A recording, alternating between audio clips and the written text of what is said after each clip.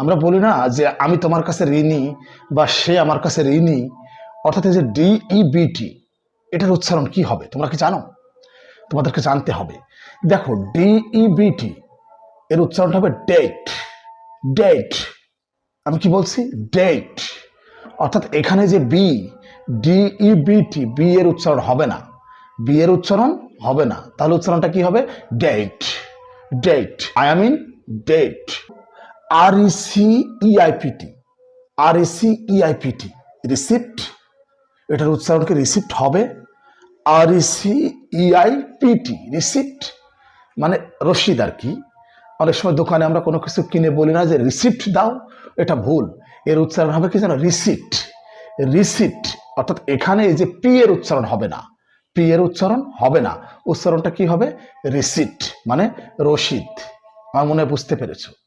আমাদের চোখের সামনে মানুষ মারা যাচ্ছে, আমরা কাঁধে করে কবরে নিয়ে যাচ্ছি। এই কঠিন মুহূর্তগুলো আমাদের হৃদয়ের উপর কোনো প্রভাব ফেলে না। আমরা কবরের পাশ দিয়ে হেঁটে যাই, অথচ কবরের জীবন সম্পর্কে চিন্তা করি না।